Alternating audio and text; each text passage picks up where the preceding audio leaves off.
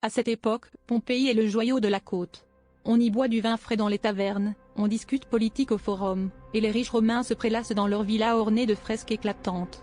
Au loin, le Vésuve domine le paysage. Pour les habitants, ce n'est qu'une montagne paisible, couverte de vignes fertiles. Ils ignorent que sous cette terre, un monstre de pression et de feu accumule sa colère depuis 8 siècles. Le 24 août, aux alentours de 13 heures, le silence se déchire. Un fracas assourdissant fait trembler les murs des maisons.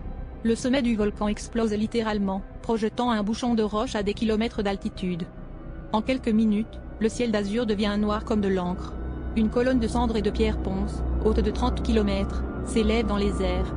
Les oiseaux tombent du ciel, étouffés. À Pompéi, la panique s'installe. Ce n'est pas de la pluie qui tombe, mais une grêle de cailloux brûlants qui s'accumulent sur les toits jusqu'à les faire s'effondrer.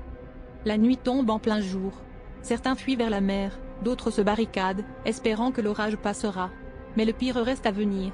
Au milieu de la nuit, la colonne de cendres, trop lourde, s'effondre sur elle-même. Ce qui descend alors les pentes du Vésuve est terrifiant, une nuée ardente. Un mur de gaz à 300 degrés Celsius et de poussière volcanique dévale la montagne à la vitesse d'un train de course. En un souffle, tout ce qui est vivant est instantanément pétrifié. L'air devient du feu. En quelques secondes, le tumulte de la ville laisse place à un silence absolu. Pompéi n'est plus qu'un souvenir sous 6 mètres de cendres grises. Le monde oubliera Pompéi pendant près de 1700 ans.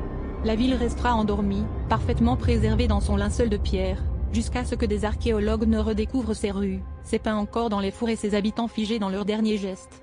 Le Vésuve, lui, regarde toujours la baie de Naples, calme en apparence, rappelant à tous que la terre a parfois une mémoire de feu. Abonnez-vous.